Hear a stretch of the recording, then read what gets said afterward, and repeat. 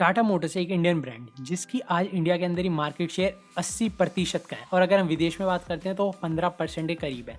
वहीं पे अगर हम लोग ये चीज़ आज से 3 साल पहले सोचते तो काफ़ी ज़्यादा मुश्किल थी टाटा मोटर्स के लिए खुद ये चीज़ सोचनी, क्योंकि 3 साल पहले टाटा मोटर्स की हालत बहुत ज़्यादा खराब थी, जिसके चलते वो एक्सपेंड के बारे में क्या उस टाइम सर्वाइवर के बारे में भी नहीं सोच पा रहे थे, क्योंकि उनके ऊपर 1 लाख करोड़ से ऊपर का कर्जा था। तो ऐसा क्या हुआ जिसके चलते टाटा मोटर्स इतनी जल्दी से अपनी ग्रोथ को अचीव कर पाई, वो भी मात्र 3 साल के अंदर। तो सबसे पहले हम लोग बात करते हैं टाटा मोटर्स की शुरुआत कब हुई थी। टाटा मोटर्स की शुरुआत हुई थी 1945 में, लेकिन इनने अपने पैसेंजर व्हीकल के जो सेगमेंट में कदम रखा वो 1991 में रखा। 1991 के अंदर ही टाटा ने अपनी लॉन्च करी थी टाटा सेरिया, जिसके चलते काफ़ी लोग इस गाड़ी को पसंद भी करते हैं आज के डेट में भी।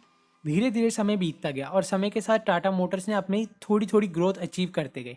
टाटा नैनो जो कि एक अफोर्डेबल कार बनाई गई थी, वही टाटा मोटर्स के डूबने का कारण बनती गई, क्योंकि टाटा मोटर्स ने जो टाटा नैनो लॉन्च करी थी, एक तो उसकी एडवर्टाइजमेंट ढंग से नहीं हुई थी, जिसके चलते उसे काफ़ी कम लोगों ने बाय करा, और जिन लोगों ने बाय करा तो उन्हें भी पहले स्टार्टिंग यूनिट के अंदर काफ़ी सारी प्रॉब्लम देखने को मिली, जिसके चलते लोग बैकआउट करने लग गए और टाटा मोटर्स को खुद उस चीज़ में काफ़ी ज़्यादा नुकसान देखने को मिला। 2008 के अंदर एक और चीज़ हुई थी जब टाटा मोटर्स ने जैगवार और लैंड रोवर को बाय कर लिया। इसके चलते मार्केट में काफी ज्यादा हाइप बन गई थी टाटा मोटर्स की दोबारा। जैगवार और रेंज रोवर ये दोनों गाड़ियों के ब्रांड जो सबसे ज्यादा पसंद करे जाते हैं वो करे जाते हैं यूरोप और चाइना में।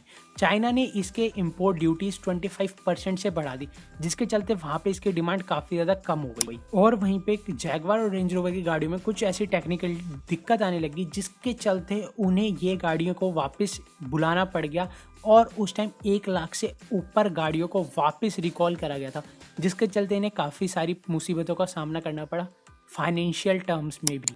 यूरोपियन कंट्री ने भी धीरे धीरे अपना इंपोर्ट चार्जेस बढ़ा दिए, जिसके चलते वो इलेक्ट्रिक कार्स को प्रमोट कर सके, ना कि वो पेट्रोल डीजल वाली गाड़ियों को प्रमोट करना चाह रहे थे। लेकिन हमें इस चीज़ के बारे में पता है कि जैगवार और लैंड रोवर ये गाड़ियाँ मोस्टली डीजल में ही देखने को मिलती है, जिसके चलते वहाँ पे भी इसकी डिमांड काफ़ी ज़्यादा कम हो गई।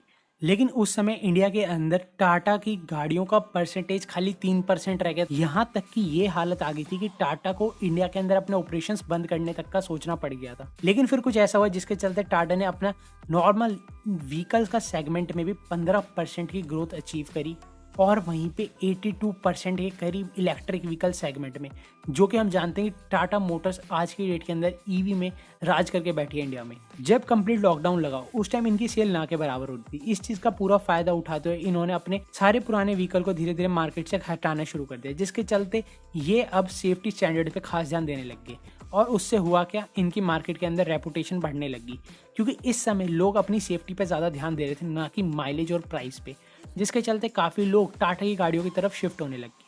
यहाँ पे एक और चीज़ हुई टाटा के फेवर में कि टाटा को बाहर के दूसरे देशों पे अपनी डिपेंडेंसी रखने की जरूरत नहीं थी, क्योंकि वो खुद ही अपनी दूसरी कंपनी से ऑर्डर करवा सकता था। स्टील वो अपनी कंपनी से लेता है, इंजन वो खुद बनवा सकता है, वहीं पे अगर बैटरीज की बात करते हैं तो वो खुद डिज़ाइन करवा सकता है और सॉफ्टवेयर भी उनकी TCS कंपनी कर सकती है, जिसके चलते उन्हें बिल्कुल भी टेंशन लेने की जरूरत नहीं थी। उनका कॉस्ट काफ़ी ज़्यादा कम पड़ रही थी, जिसके चलते वो कंज्यूमर्स को अच्छी क्वालिटी की चीज़ काफ़ी कम प्राइस में दे रही थी। वहीं पे टाटा ने मौके पे चौका मारा। जब इंडिया के अंदर ईवी सेगमेंट की बात होने लगी तो टाटा ने बिना देरी करते हुए अपनी ईवी नेक्सॉन लॉन्च कर दी, जिसे कि काफ़ी लोगों ने पहले से पसंद कर रहे थे। तो ईवी होने के चलते और लोग उसकी तरफ आए और कम प्राइस होने के चलते काफ़ी लोगों की वो पहली चॉइस भी बनी, जिसके चलते काफ़ी लोग ईवी में नेक्सॉन की तरफ शिफ्ट हुए। कहीं आप भी तो उनमें से एक नहीं हो, कमेंट्स में बताना। और जितने भी हमें चार्जिंग स्टेशन की रिक्वायरमेंट थी वो सब टाटा पावर ऑलरेडी फुलफिल करती आ रही है, जिसके चलते हम लोग ये जानते हैं कि फ्यूचर के अंदर अगर और भी ईवी सेगमेंट में गाड़ियाँ लॉन्च होंगी तो इनडायरेक्टली टाटा अपने आप को प्रॉफिट में रखेगा ही रखेगा। जो टाटा पावर है वो खुद चार्जिंग स्टेशन जो लगा रहा है उसके थ्रू भी वो पैसा जनरेट कर सकता है। बीच के अंदर बात आई थी मेड इन इंडिया के चलते। मेड इन इंडिया से हुआ क्या, जैसे ये टॉपिक हाइप पकड़ा तो काफ़ी लोग जो कि गाड़ी बाई करना चाह रहे थे वो इस चीज़ में सोचे कि हाँ हमें गाड़ी तो बाई करनी है, क्यों ना हम देश की गाड़ी बाई करें, जिसके चलते उनके सामने 2 ही ऑप्शन बचे, महिंद्रा और टाटा। और उस टाइम टाटा ऐसी इंप्रूवमेंट कर रहा था जो कि किसी ने सोची नहीं थी, जिसके चलते काफ़ी लोग अपनी चॉइस को लेकर टाटा के पास पहुंचते और वहां से वो अपनी हर एक रिक्वायरमेंट के हिसाब से गाड़ी पिकअप करते। जैसे छोटी गाड़ी चाहिए वो टाटा पंच जैसी गाड़ी ले रहा है, जिसे थोड़ी बड़ी चाहिए वो टाटा नेक्सॉन ले रहा है, जिसे और बड़ी चाहिए वो हैरियर सफारी की तरफ जा रहा है, जिसके चलते हर एक कैटेगरी के लोगों के डिमांड फुलफिल कर रहा है टाटा। और उन्होंने डिज़ाइन का भी इस बारे में सोचा कि सिडान गाड़ी काफ़ी कम लोग ले रहे हैं, जिसके चलते लोग मिनी SUV या फिर SUVs की तरफ ज़्यादा शिफ्ट हो रहे हैं। तो उन्होंने उसी तरीके का बॉक्सी डिज़ाइन रखते हुए गाड़ियाँ बनानी स्टार्ट करी, जिसके चलते उनकी सेल्स काफ़ी ज़्यादा बढ़ती चली गई।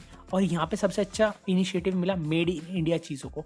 मेड इन इंडिया के चलते काफ़ी लोग जिन्हें गाड़ी बाई करनी है तो वो इसकी तरफ शिफ्ट होते जा रहे हैं।